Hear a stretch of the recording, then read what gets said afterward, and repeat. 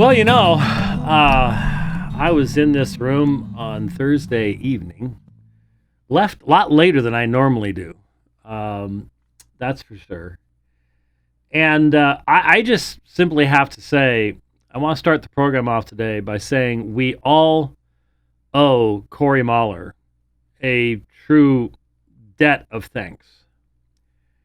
And I certainly do, because believe it or not, I really was thinking about getting a pet platypus.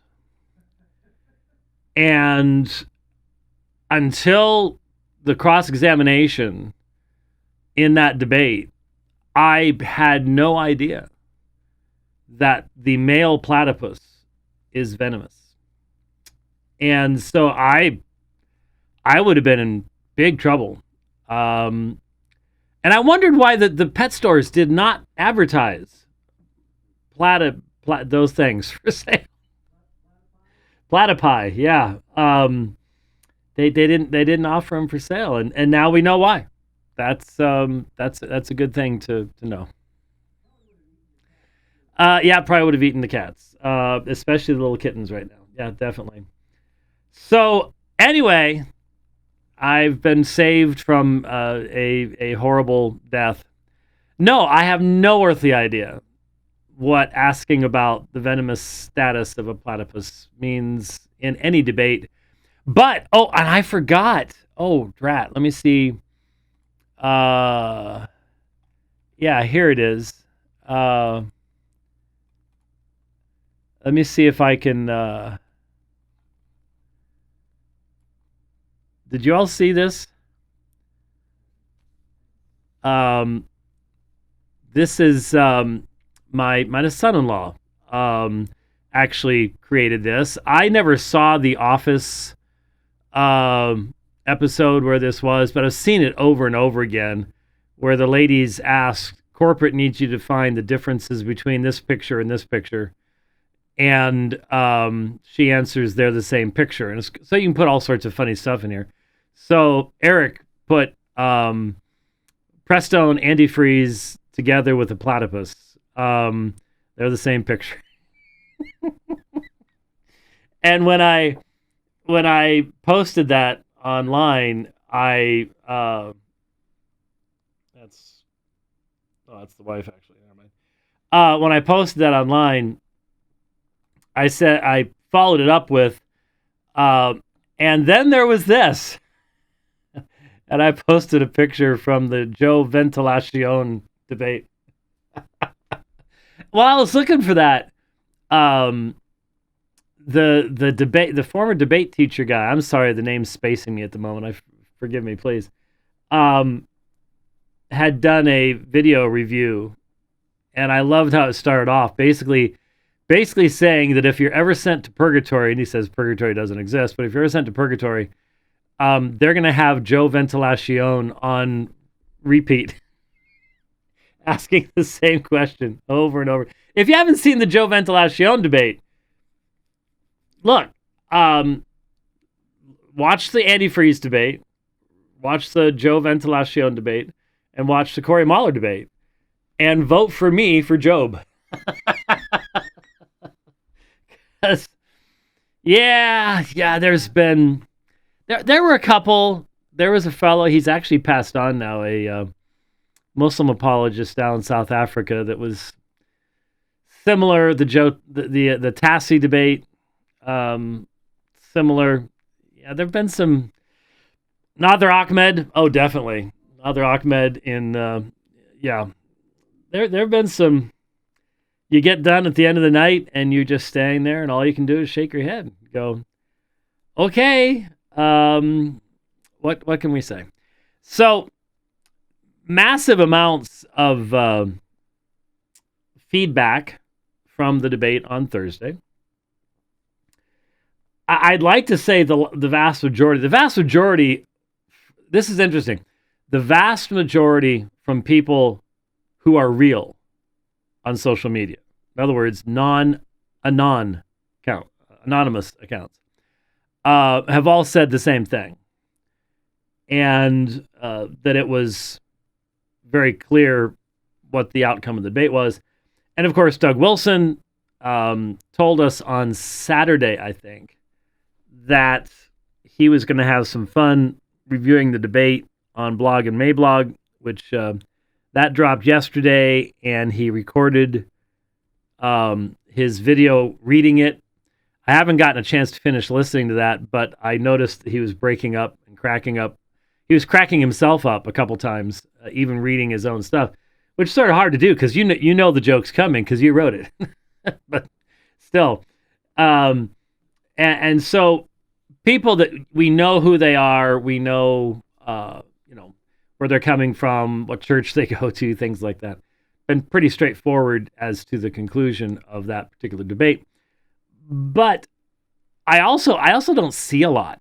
I'll sometimes see somebody making a comment to somebody, and then I'll click into that thread, and 3/4 of the people, it says blocked, blocked, blocked, and it's people I have blocked. So I can still click on it and see what they say, and when I do so, I go, oh, that's why I blocked them. Okay. So I'm sure there's some super hyper nastiness out there that I just simply haven't seen.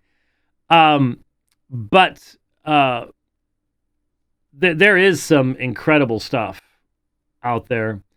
I'm not gonna show it, but I made a comment. I reposted Doug's article with this horrible comment. I said something along the lines of, I can just see the little grin that Doug had as he was typing away at certain parts of this article, or something along those lines. And it's true. Doug will get this grin going when he's getting ready. It was sort of like what he did during our debate in 2004 when he brought up infant baptism and said, but James, you have to admit, it is cute. That type of thing. And so there's this account out there. And again, it's an anonymous account. But it's one of the worst. And it's a guy named DefiantBaptist. And I can make a really good case biblically that if anybody knows who this man is, that they should reveal that, so that if he is in a church, that the church would be made aware of it. Because this is the stuff this guy posts is very much in line with 2 Peter and Jude. Clouds without water and hidden reefs in the love feast and all that kind of stuff. And it's really bad. It should be Reprobate Baptist, not Defiant Baptist. And he reposted what I said about when I reposted Doug's article. And of course, then decided to add sexual innuendo. Now, a couple weeks ago, it's barely been 2 weeks, I think, Hitler Hated Christ posted a bunch of stuff from Dumperth, the number 2 guy at Stonechoir. F-bombs, filthy language, sexual innuendo, blatant sexual, sinful conversations from a quote-unquote private server. And of course, people immediately, he's repented of all that. Really? Where do you say that? Never saw any of that. This is just the way these people are. And then as I looked at the comments to Defiant Baptist's thing, it was the same level of vile, thoroughly reprobate, unregenerate. These people are not Christians. And of course, 9 out of 10 of them are anons as well. So they may be the same guy. Who knows? There's no way of knowing. But it is astonishing to see the kind of behavior that has come from this. I've probably blocked 100 people since the thing. I don't need white supremacists in my feed at all. I have no time for them. I have no interest in them. Um, you can't make a coherent case for anything. You don't even begin to understand what the gospel is.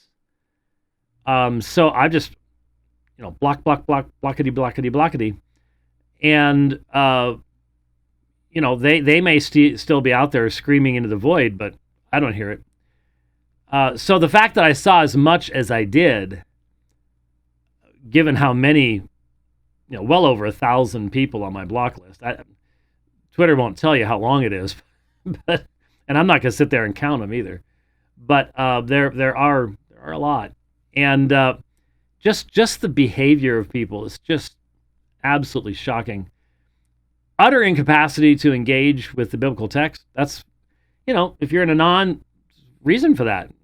You don't want someone to actually come up to you and hold you accountable, open a Bible and go, okay, and to tell you what this says, any more than Mahler did. But my concern is, you want to dox him? Yeah, I do, because Paul did and John did. The apostles warned the next generation to keep an eye out for these wolves in sheep's clothing, for these people that are coming in amongst the flock. And so, yeah, I since they lack the integrity, the guts, the maturity to stand up and be known, then churches need to be aware that these people are out there. Most likely, they're showing up on Sunday and not saying a word. That's the scary part. Then they develop friendships with people, and then it's, on the sly. Hey, have you ever thought that, and here comes the cancer. Here comes the infection, the virus. That's the real issue. It really is. And so to all of the people who were saying beforehand, you just shouldn't even be doing this. Again, maybe you don't have a lot of experience. Maybe you're in an area where for some strange reason, this stuff hasn't really come in real big. But there are deep pastoral concerns. And people keep talking about, you don't care about the young men. I do. That's why I've so often said to the young men, if you want wisdom, the word gives you plenty of it. At Apologia for the past year, I think now, Jeff has been preaching through Proverbs and, wisdom from on high, God's book of wisdom, and incredibly practical stuff. And to young men, as a Christian minister, I cannot offer you a mechanism for expressing the sinful desires of your heart while you pretend to be a victim. And that's what these groups offer you. You're better than everybody else.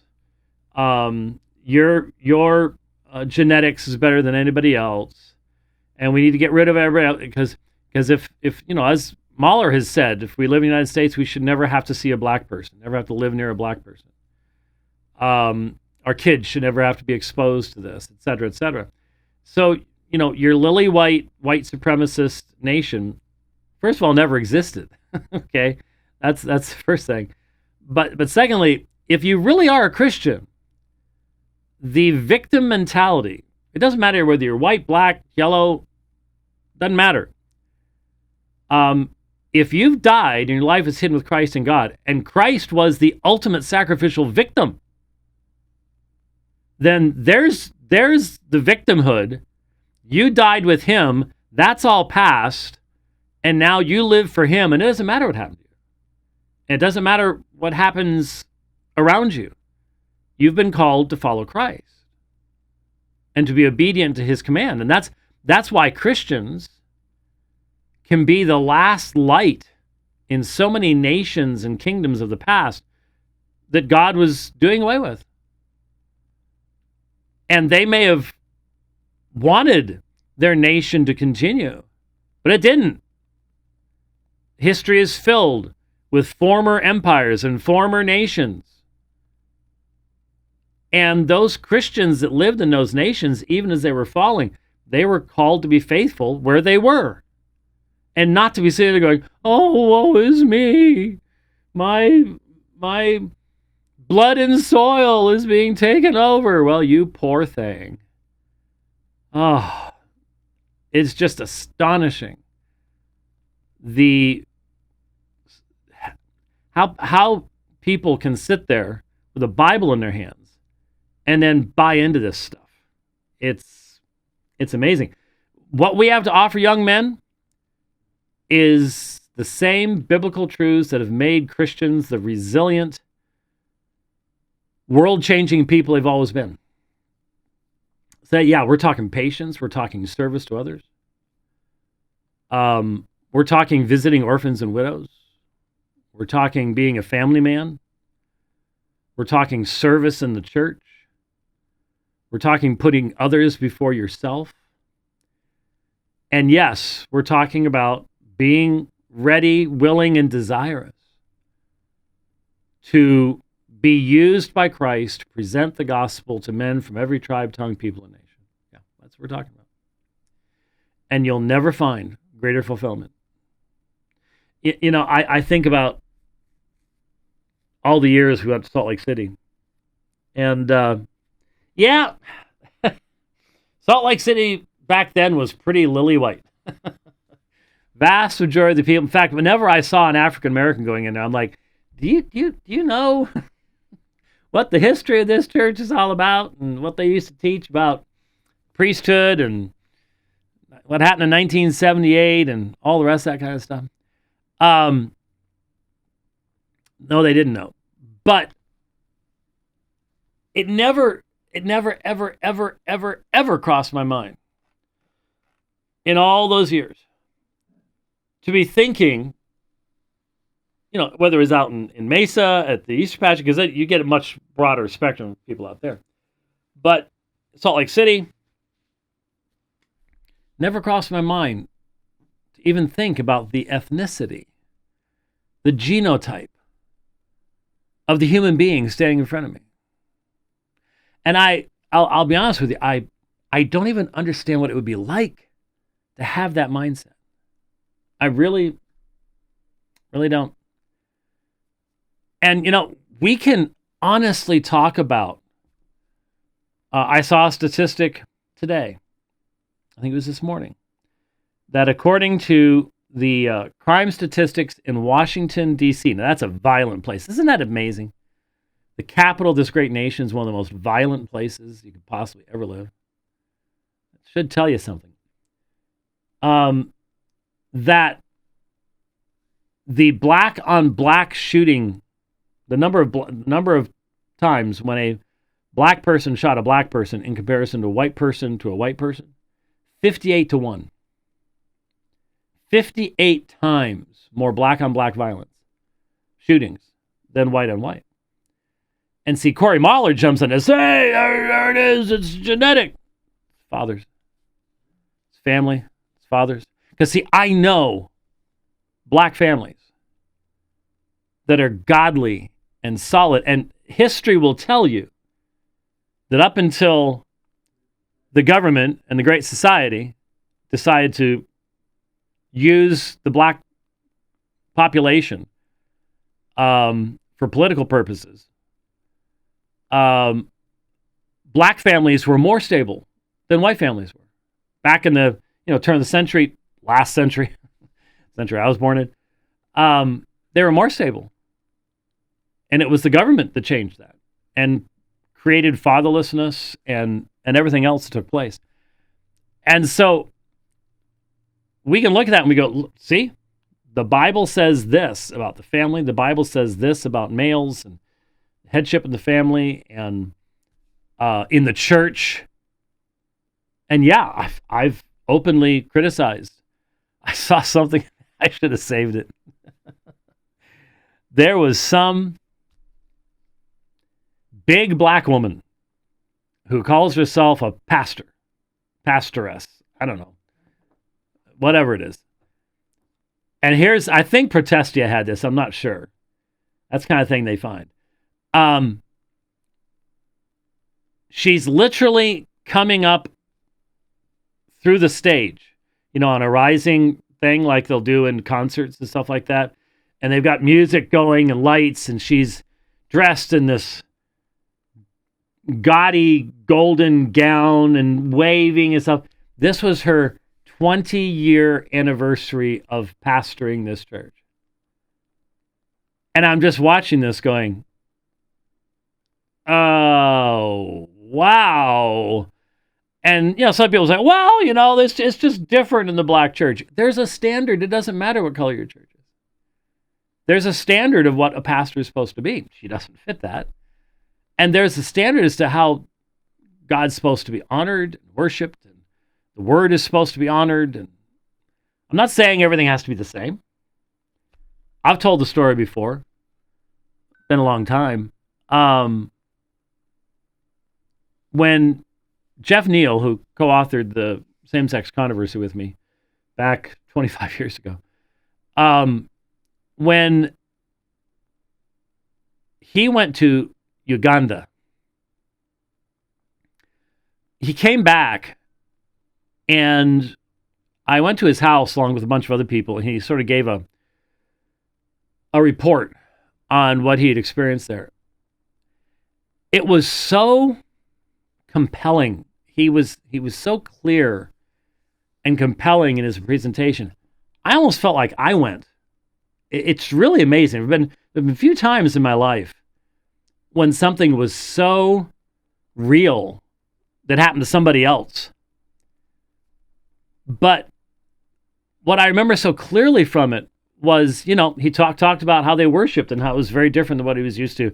Back then, had been a Baptist most of his life. I don't think I'm not sure if he had Presbyterianed yet at that point in time, but it might have been right before that. I don't remember. But he had been raised Baptist like me, and so, they're getting together in the jungle, basically, and someone pulls out a tape recorder type thing, or was it a keyboard? Can't remember now. And they start playing the music, and they're moving, and they're dancing, and he's very uncomfortable, just like I would be in that situation, because it's just so different than what he's accustomed to. He said, but then when it came time for me to speak, I had asked them how long I should go. And they had said, if I recall, he said, minimally 1 hour with an hour for questions.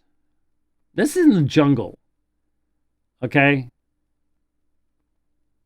And he said, the people sat down on the ground, and they got out teeny tiny little stubs of pencils with little scraps of paper.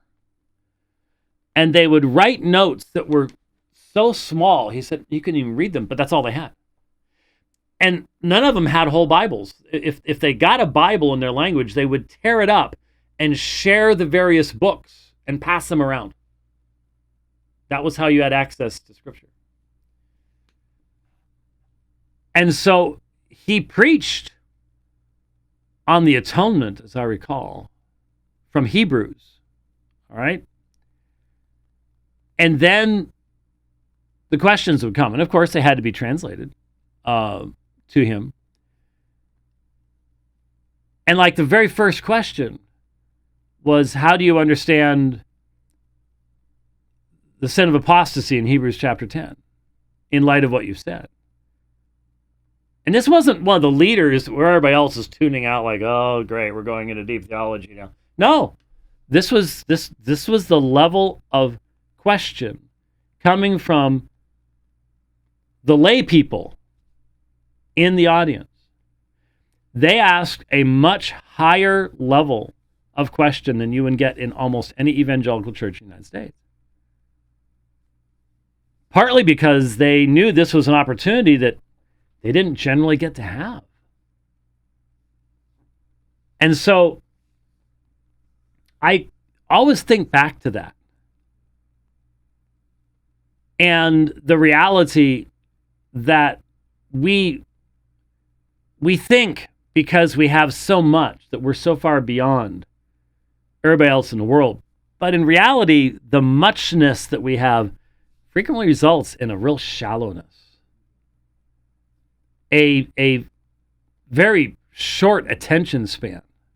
I couldn't help but remember that Pope Francis, I think it was only last year, had recommended to all priests that no one listens to a sermon that's more than 8 minutes long. And those Ugandans sure did. And I know others that do the same thing. So, anyway, I have just been so thankful across my life that I knew from a child that what the society believed about race and racism and things like that was foolishness. But that also meant that I could also recognize when, during the debate, Mahler said, what did he say, 70 to 65 to 70, or was it 70 to 85? Something, talk about people in the Congo claim to be Christian, and yet the rape numbers are through the ceiling. And he goes, that's not the behavior of Christian people. And I'm like, yeah, there you go. Maybe that would sort of possibly lead you to going, yeah, they're not actually Christians. And yeah, when you look at the false prophets in Africa, not just Nigeria, but there's plenty of them there. South Africa. I remember when I visited South Africa many times, and I think it was on our way out to Potchefstroom, if I recall correctly, from Randburg. We'd drive by this church, and my host would always point it out as just one of the worst examples of an abusive, cultic, false prophet type guy. There's no gospel being preached there. They'd all claim to be Christians, but they wouldn't have a clue what the gospel actually is.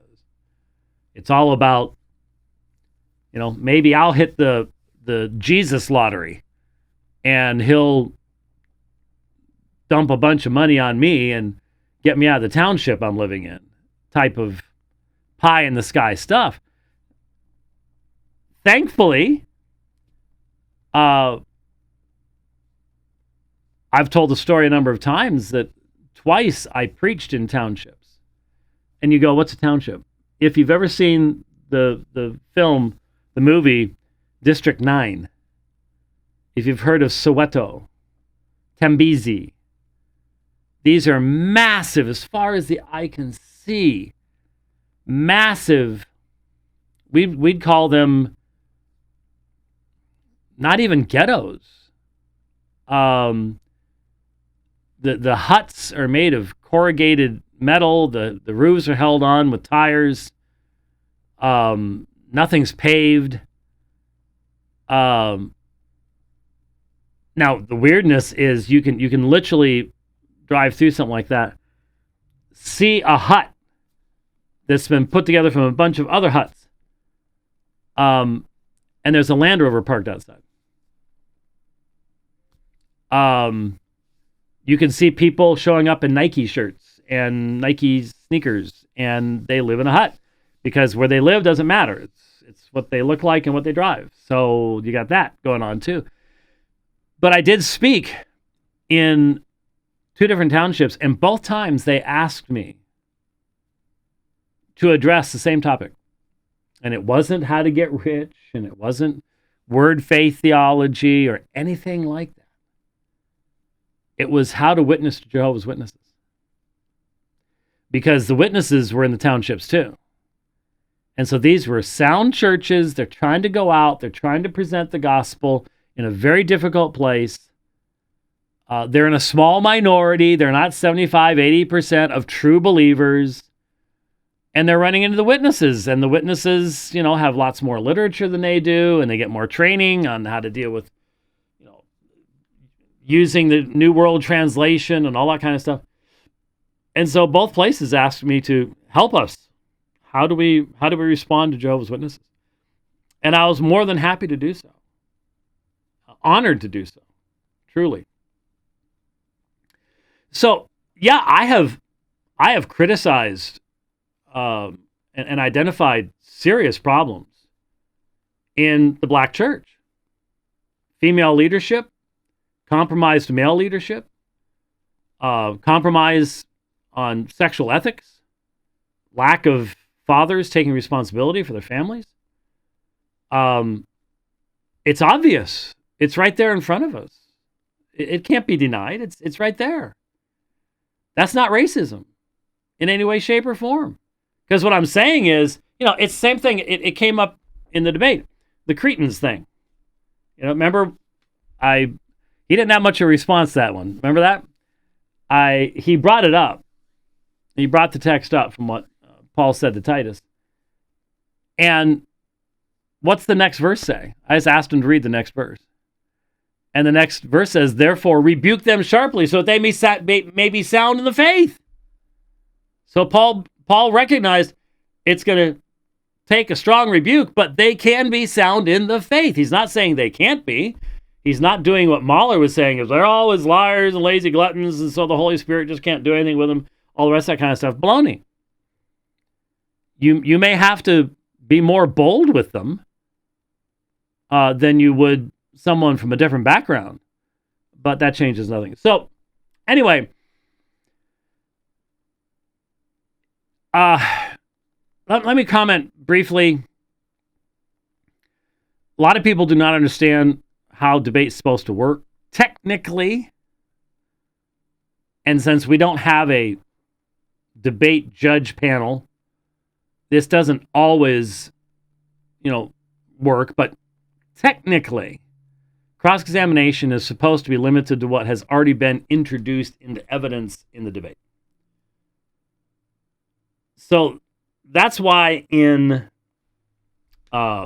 collegiate debate, if you've ever listened to collegiate debate, they sit there and they just talk as fast as they possibly can. Because you've only got your presentation time, and after that, you cannot introduce anything else. And so you just talk like making the FedEx man sound like he's speaking in slow motion. Some of you don't know what the FedEx man is, but anyway. And so technically, you're not supposed to be bringing new stuff up in cross-examination. You're supposed to be staying on the topic of what has been said. You're supposed to be using that time to poke holes in your opponent's argument by specifically referring to the argumentation he has made. So, Mahler's an attorney. That doesn't mean anything. I've debated 2 or 3 attorneys that were really good at debate, and every other attorney I've debated just stank. They were horrible. A lot of attorneys never end up in a courtroom. They're just doing stuff and submitting motions and researching stuff. And honestly, once the law libraries are digitized and fed into Grok's database, we'll have a whole lot less attorneys to be worrying about in the world. It's true. AI courts and everything else. But those cross-ex questions, there were just so many people sitting there going, what is he talking about? And he did say, well, I'm just saying that God does not change. Well, that wasn't part of the dispute. If you're going to argue that point, then what you have to argue is that God has decreed that black people will not experience Christ-likeness to the level that white people will. Well, he's not going to even try to make that kind of argument. He can't prove it. So everybody's sitting there going, what is this guy doing? He's not an interesting speaker. Like I said, he sounds like an insurance salesman. Just sort of just almost robotic at times in the way he speaks. And so a lot of people are just like, what are we dealing with here? I have no earthly idea. And I understand that. Now let me tell you briefly what I didn't know which direction he'd be going. I do know what he believes. I've listened to enough of the episodes to understand. And I knew how central, in both the previous discussions he had with Chris Rosebaum and with Samuel Say, Genesis 9 was central. I'm not even sure he brought it up. I don't think he did. Which is really weird to me, because if you've listened to him, the whole idea is that the curse on Canaan was actually a curse on Ham. That Ham was the father of the African blacks. Maybe we got close to it when he brought up the issue of the Ethiopian woman, Moses and stuff, Genesis or Exodus. I don't know. Maybe he realized that there's just no way in 15 minutes to even get close to being able to explain what it is he's trying to assert.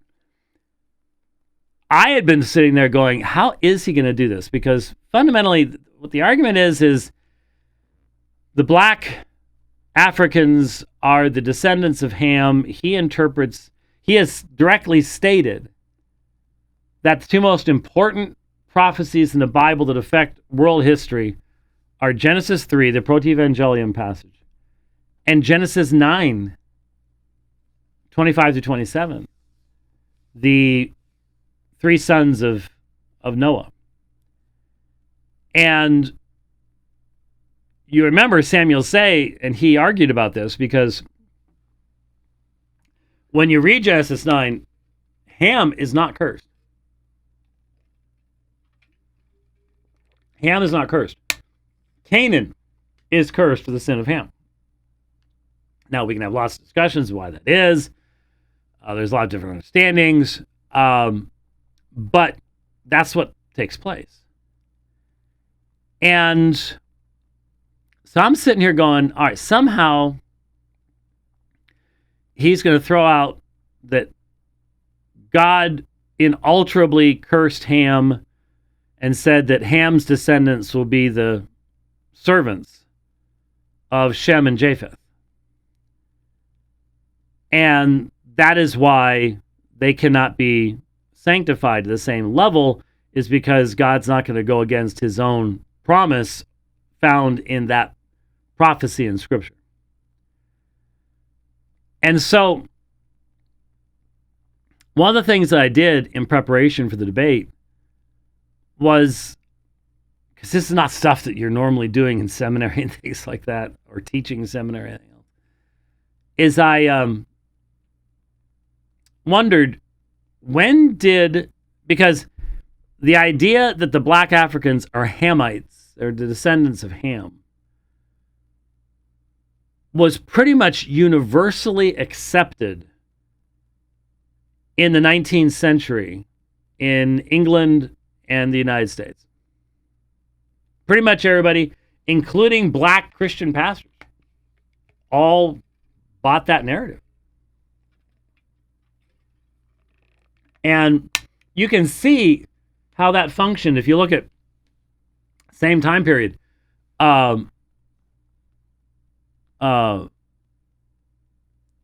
Joseph Smith and his acceptance of some weird stuff prevalent in his day about the ancient inhabitants of the hemisphere and things like that. And so I was going, when did that start? Because that's not what Genesis says. Genesis says Canaan is the one that's cursed. And when you look at the early church, it's not like there's a huge amount of discussion about it. But Origen and Ambrose both, in commenting on Genesis 9, indicated that this was fulfilled in the destruction of the Canaanite cities and peoples when Israel went into the land. and they were to subjugate the Canaanites in fulfillment of Genesis 9. That was the early church's view. And so I wanted to know, when did people start thinking that the curse wasn't on Canaan, but was on Ham, and that Ham's descendants are all black, and therefore, since it refers to servanthood, that blacks should be enslaved? Where did that come from? And what's really interesting, I had this sitting here the whole time, and if you want to read, like I said, I made reference to this, if you want to read more about all this stuff, Curse of Ham, Racist Slavery in Early Judaism, Christianity, and Islam, by David M. Goldenberg. Not exactly scintillating reading, but again, books like this, it's the bibliography and the footnotes and stuff like that where you can grab hold of a lot of really, really useful stuff. But one of the primary theories, because it's hard to prove, I already had the source material in my library. This is the history of Al-Tabari, Volume 2, Prophets and Patriarchs. This is the English translation. I have it in Arabic as well. And evidently, about the earliest interpretation of Genesis 9, and I was ready for this if it came up. It didn't. The earliest interpretation of Genesis 9 that connects Ham to the curse and then connects Ham to black-skinned people is recorded by Al-Tabari. So it's a Muslim source. And he says he's repeating Ibn Ishaq. Ibn Ishaq is one of the earliest sources we have for the life of Muhammad. Now we know that the Arab Muslims would enslave black Africans. And one of the foundations for doing that was found in that interpretation of Genesis 9. Seemingly, that was then picked up by Jewish writers, and then by the 12th century, picked up by Christian writers. So wouldn't it be awesomely ironic if Corey Mahler's understanding of Genesis 9 actually came from the Muslims via the Jews?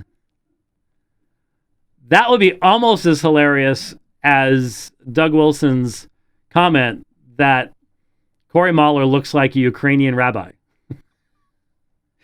Because once you see that, you can't unsee it. Every time you then look at him, you go, yeah, he does look like a Ukrainian rabbi. Yeah, okay, well, there you go. So yeah, I was going to ask him, so do you have a source before Al-Tabari that understands Genesis 9 the way you do? Because honestly, it seems to me that in Mahler's twisted cultic theology, that understanding of Genesis 9 is the key lens through which to look at everything else. And that's scary. That really is. That really is. Okay, enough about that, because I'm actually planning on joining Luke on Apologia Radio. We're going to try to do a mashup show on Thursday and talk more about the debate and stuff, and talk about Luke's interaction with it and stuff like that. So, covered enough of that, and there we go. Okay, I have a couple tweets here. You've probably never heard of Roman Catholic integralism before. Maybe you have, if you're really up on stuff. Integralism is the idea. Integralism is the Christian nationalists who follow the Pope. Obviously, Roman Catholicism in Europe was a sacral system, as much as Stephen Wolfe, who, by the way, Stephen Wolf, I think over the weekend, might have been on Friday, said that he will debate me by defending the Reformed tradition. Yeah, that's a great thesis statement for a debate. I'm going to defend the Reformed tradition. On what? Which Reformed tradition? As if there's only one on almost any topic that there is to discuss. So I'm like, on what topic? What do you... And so I responded. My response was a grand total of 221 words. I counted. I put it into word process. 221 words. It was 3 or 4 paragraphs of just a couple sentences each. My response was just over half as long as the first paragraph in Book 1, Chapter 1 of the Institutes. First paragraph. Okay, so it was not a book. But I responded. I said, on what topic of the Reformed tradition? And then I suggested to him, since he has criticized presuppositionalism and says it's not consistent with a Reformed understanding, I'm like, okay, I'll happily defend presuppositionalism. And I think I even gave a title that it is the consistent continuation of Reformed theology in regards to the nature of man and the knowledge of God, especially in light of living in a secular world, something like that. So let's make it really Puritan. And I said, and my fellow elder, Jeff Durbin, would love to debate you on theonomy. So why don't we do a double header? Let's arrange this. Let's do it. His response was TLDR. TLDR. I had never heard that before. Just a couple months ago, I had to ask Grok what it meant. TLDR. Too long, didn't read. 221 words. Just a couple sentences. Again, like I said, barely over half the length of the opening paragraph of Calvin's Institutes. Too long, didn't read. Are you going to debate or not? And so I'm like, okay, I guess I'll take that as an acceptance of our debate topics. And so let's get together and talk about when. Haven't heard a word since. Someone who responds to you TLDR, you can't take them seriously. TLDR is stuff that you hear from ADHD 12-year-olds, okay? Not someone who's to be taken seriously. And so for all you guys out there that are constantly blathering at me and jumping into comment threads, debate Wolf, he's the one who won't debate. We've said, here's topics. You've addressed all these things. Now, I know why he won't. He's not an apologist. He probably has read almost nothing of Van Til or Bonson, for that matter. He's not going to take on Jeff on theonomy. He'll criticize it, but he's not going to do it. And so it's just like, just realize you've been lied to. It's just this thing that keeps getting repeated over and over again. The guy's just not serious. He's just not serious. Anyways, back to this thing I've got on the screen here.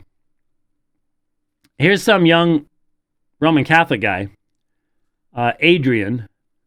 And so you've got the picture of the vice president meeting with Pope Leo XIV, the first pope who's actually named Bob. It's Pope Bob. His first name is Robert. So Pope Bob from Chicago. And so on the left is Vance meeting with the Pope, and then there's a picture of the Pope on the right. And it says, the future of America and the world is Catholic, whether you like it or not. Whether you like it or not.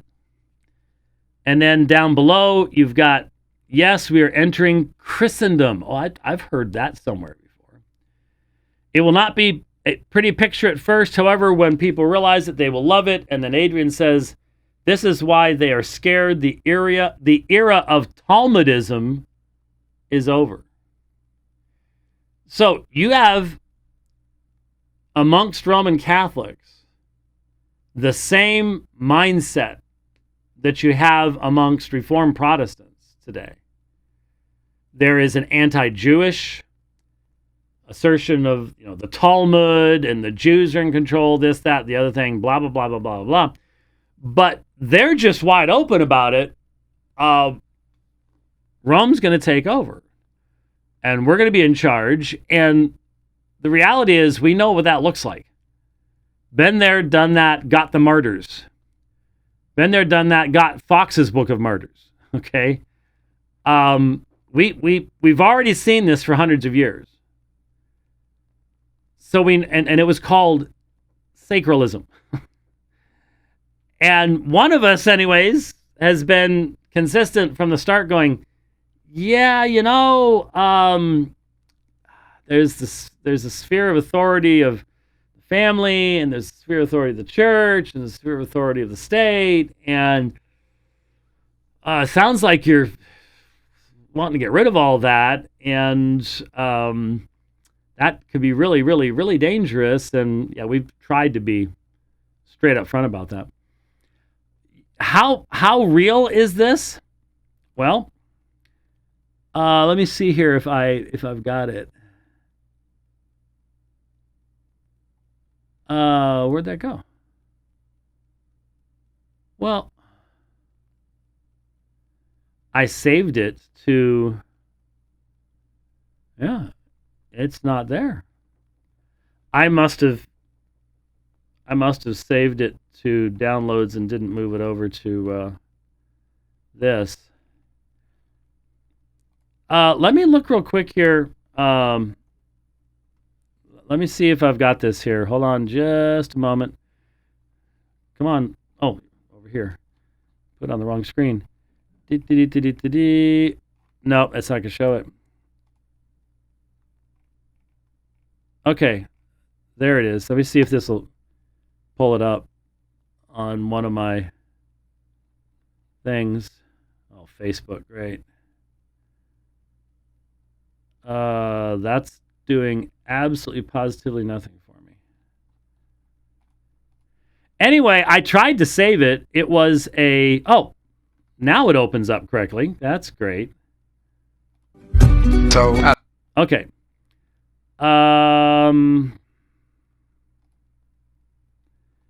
Yeah, let me see if this is going to work. It might. Okay, you got it? All right, here we go. This is Secretary of State. University in 2018 that was built on an encyclical by Pope Leo. So, as a Roman Catholic, I believe that the Pope, the Bishop of Rome, is the inheritor of the power that was left to Peter by Jesus himself and has been passed down through the generations. No other human institution would have been able to survive the ups and downs the church has faced. What's kept it is that he's the rock. And upon that rock, he built the church. See that? What's this? I got it little too. What's that? That's the seal of the United States. That's the Secretary of State. I'm sorry, did I say something else earlier? I think I said Secretary of State. Anyway, yeah, that video was put out by the United States government. That wasn't privately done. That's the United States government. And you're like, but that was purely Roman propaganda. What are we talking about here? And it's like, well, yeah, there you go. That's Roman Catholic integralism right there. And you've got someone in very high position of authority in the United States promoting it. But what's interesting, I might have to go a few minutes over here, but what's interesting is the first sort of presentation that he makes, his inaugural sermon, here is an article, and it says, Pope Leo XIV drops papal supremacy, urging full communion with all Christians. Pontiff's inaugural sermon highlights the ecumenical interpretation of the rock as Christ. This is Jules Gomes, published yesterday. In his trailblazing inaugural sermon, Pope Leo XIV pointed to Christ rather than Peter as the foundational rock of Christianity, using the term sister Christian churches to mark his desire for ecumenical unity. Love and unity, these are the two dimensions of the mission entrusted to Peter by Jesus, he told the 150,000 Catholics, as well as representatives from Protestant and Orthodox churches who gathered at St. Peter's Square for his inaugural Mass on Sunday morning. Leo XIV noted that the Apostle Peter himself tells us that Jesus is the stone that was rejected by you, the builders, and has become the cornerstone, expressly designating Jesus as the founding rock of the church. Now, that video just said differently, didn't it? Yeah. Moreover, if the rock is Christ, Peter must shepherd the flock without ever yielding to the temptation to be an autocrat, lording it over those entrusted to him. Well, there's a history of the popes in miniature right there. The pontiff emphasized, in a significant departure from conventional Catholic interpretation, which identifies Peter as the rock on which Jesus built the church. Leo XIV described the papal office as a calling to, quote, serve the faith of his brothers and sisters and to walk alongside them, end quote, underscoring the role of all baptized believers as living stones, called to build God's house in fraternal communion in the harmony of the Spirit in the coexistence of diversity.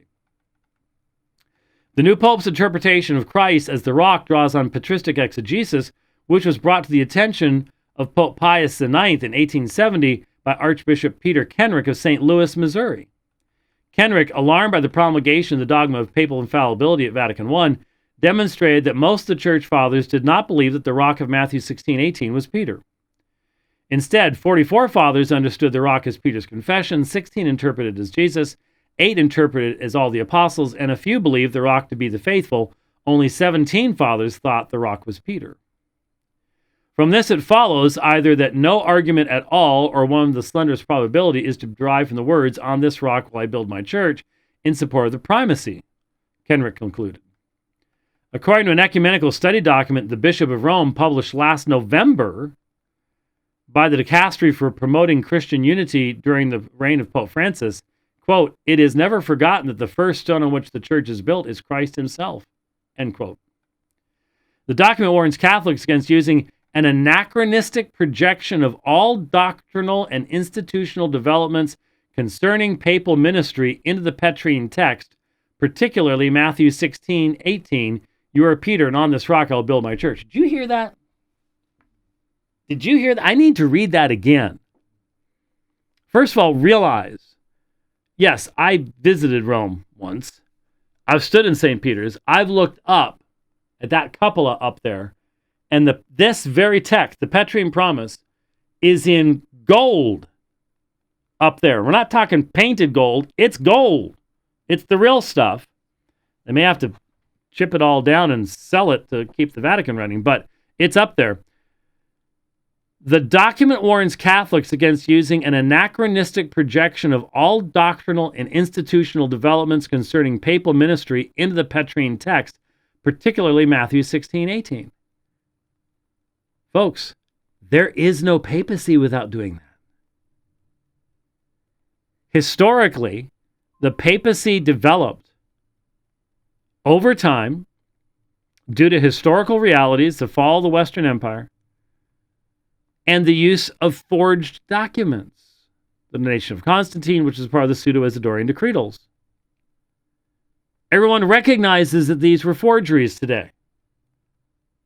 But it was the claim that these Petrine texts, whether it's from John, Luke, Matthew, it's almost all they've got. And we saw all of these just over the past few weeks. once Francis died, in that interregnum, that period before the conclave got going, it was all over Twitter. Didn't you see it? All over X, all over Facebook. You know, they're quoting these texts. I've prayed for your faith not fail. And when you turn, you know, strengthen your brothers. Matthew 6. It was everywhere. Because that's all they've got. Without that, they've got nothing. But let's change this. Let's change this. What if it said the document warns Catholics against an anachronistic projection of all doctrinal and institutional developments concerning Eucharistic theology and transubstantiation into the New Testament text, particularly John chapter 6? That's just as valid. This statement is correct. That what Rome does is they anachronistic. And is that not a term that I didn't know about this document? I'm going to have to track it down now. But that has been my claim for decades. That Rome must engage in anachronistic interpretation of the early church fathers to come up with her mature doctrinal position. That's not what the people back then believed. It's not what they practiced. It didn't work. This is fascinating. It continues on. From the moment they appear in patristic literature at the beginning of the 3rd century, the interpretations of Matthew 16, 17 through 19 are multiple. That's true. The document states in exploring how theological dialogues have challenged confessional readings of the New Testament. Confessional readings of the New Testament means Roman Catholics reading the New Testament in the light of the development of the papacy and the claims that the papacy has final authority to interpret the New Testament. The authors agree with the Eastern Orthodox churches that the Pope did not enjoy universal jurisdiction in the first 1,000 years of Christianity and quote Cardinal Joseph Ratzinger, that's Benedict the 16th, quote, as far as the doctrine of the primacy is concerned, Rome must not require more of the East than was formulated and lived during the first millennium, end quote. On Sunday, Leo relied on this interpretation as he preached, quote, I was chosen without any merit of my own, and now with fear and trembling I come to you as a brother who desires to be the servant of your faith and your joy, walking with you on the path of God's love, for he wants us all to be united in one family, end quote. Now,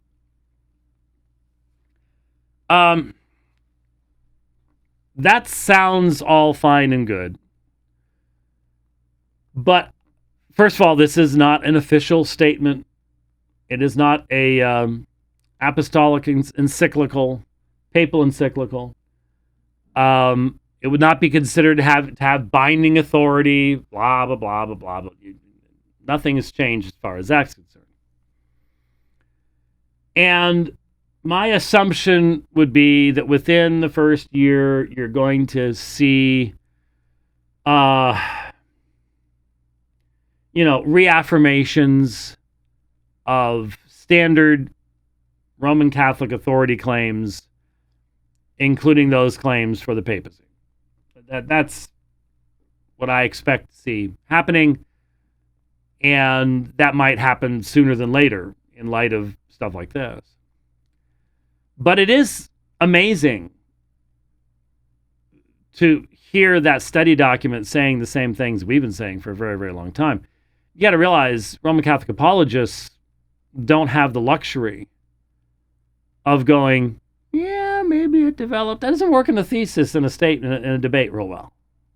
You've got to defend the strongest statement. Yeah, that's why liberal Catholics don't debate. They're not going to do that. Catholic apologists are always amongst the most conservative that you're going to be able to find for the obvious reason that you don't find liberal Protestants defending the faith either, because they don't really believe anything. But still, it will be interesting to see how this is spun. But again, it's not an official thing. We'll see where it goes.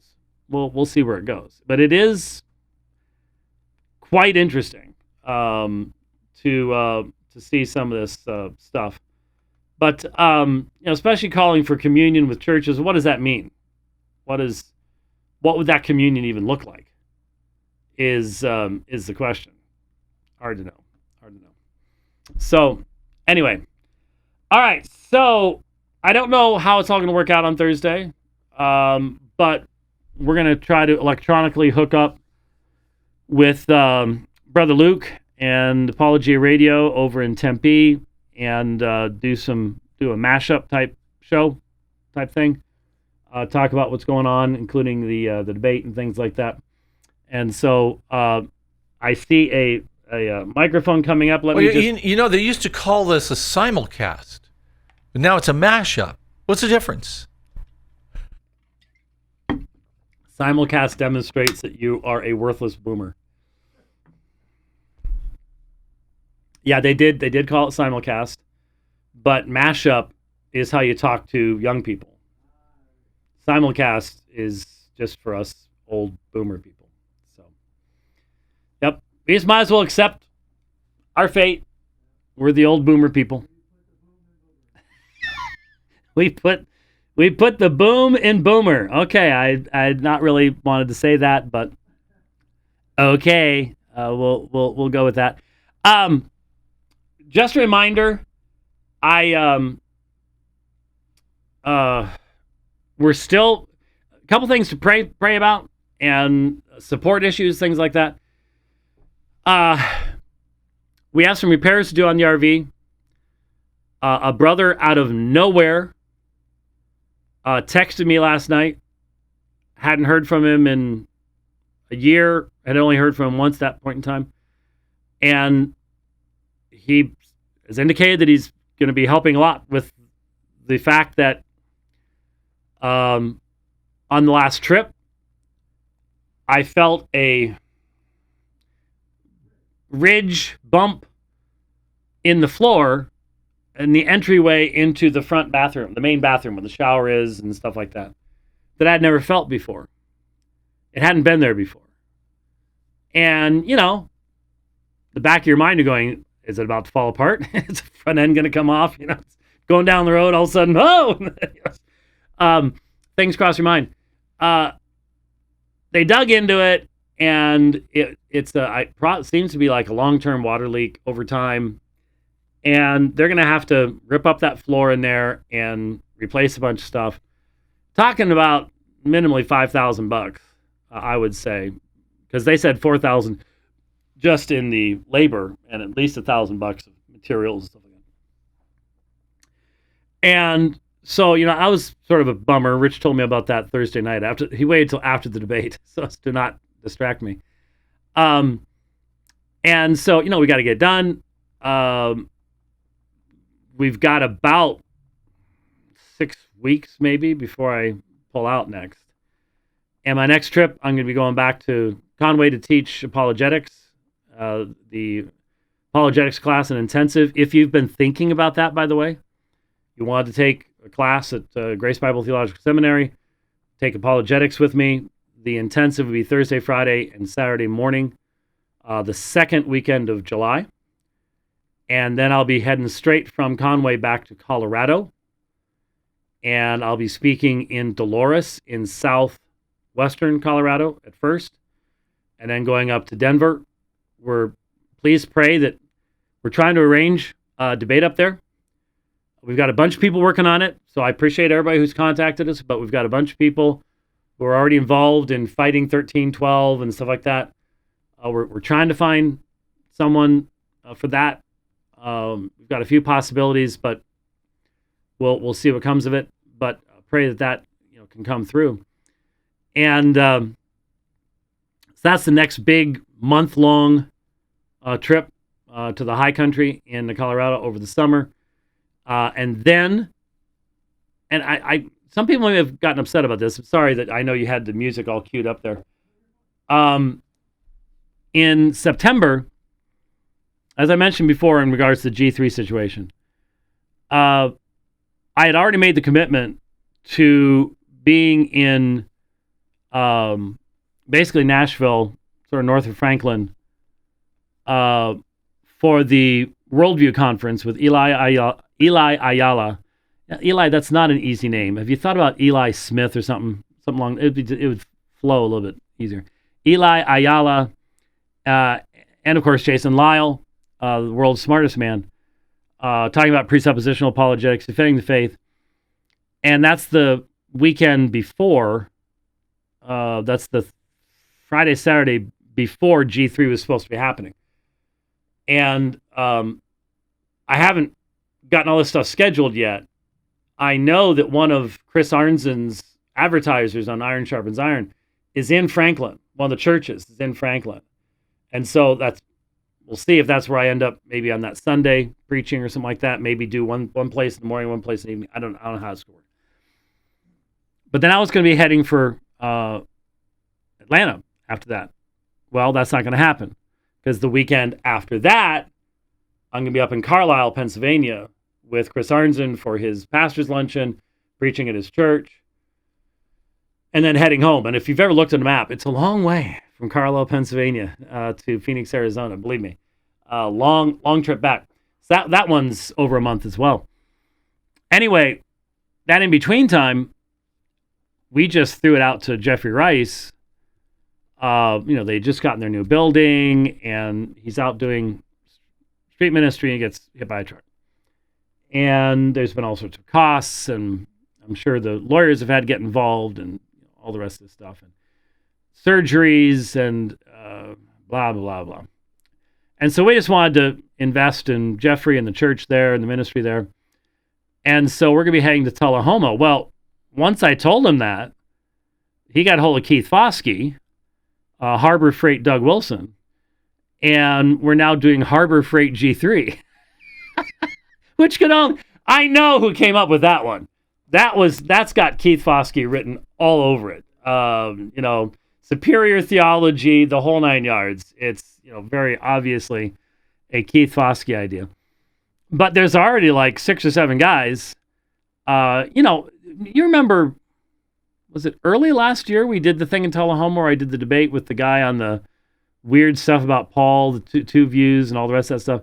That was the same group of folks. So it's not that they don't do things like this. It's just, these are local church conferences instead of something where you're renting out the entirety of the conference center in downtown Atlanta or something like that. So you're talking 200-300 people, not 6,000-7,000 people. It's a very different context than that. But we're also trying to we're looking at trying to find a debate for that too.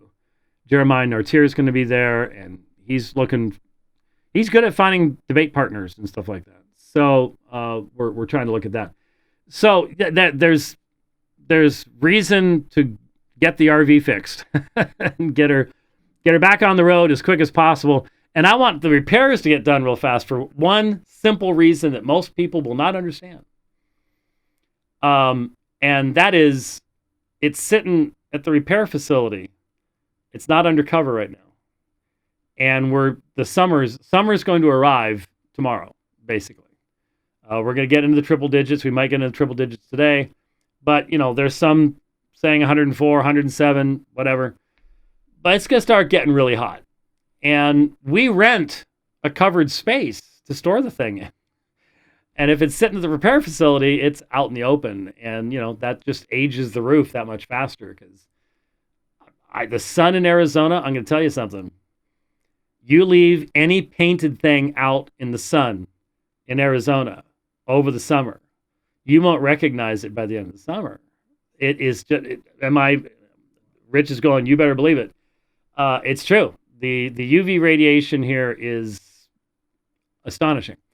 And so I hope they get it done fairly quickly. Do it well, but I hope they get it done fairly quickly so I can get her undercover, at least for most of June, because our all-time record high, we haven't beaten it in 30 years. 30 years next year. But I was here, June 26, 1990. June 26, 1990. Well, wait a minute. That is over 30 years. That's 35 years. Wow. 35 years since we broke our all-time record. I was here. I remember walking across a parking lot, feeling like my lungs were going to burst into flames. It was that, because at a black parking lot, you're talking 160 degrees easily. It was 122 degrees in the shade. Snowed the next December. That I don't remember. All I remember is it went 115, 118, 120, 122, 120, 118, 150. Right. They closed the airport because Boeing had never assumed that any of their jets would be flying above 120 degrees. They didn't know how to set the flaps for the runways. Yeah. That was a warm spell. So I'd rather not have it sitting out in the sun. I'd like to get it under cover if that is to happen again, because hey, we will eventually break that record. And in fact, if all the CO2 climate garbage was true, we would have broken it long, long ago. But it's not true, so there you go. Anyhow, that was just a little addition there at the end. But travelfund@aomin.org is how you can help us to get on the road, do these things, do the dividing line while we're out there. That's how we pay for Starlink if we need to have Starlink, and for the data, the 5G and the unit, and the gas and the tires and all that stuff. And for years and years and years, all that stuff, you know where it went? American Airlines, British Airways, because I was flying all over the world. Now it goes to RV repair places and tire shops and stuff like that. But that's how it works. So if you want to keep us out there doing our thing, the travel fund, aomin.org, is how you do that. Thanks for watching the program. We'll see you on Thursday. God bless.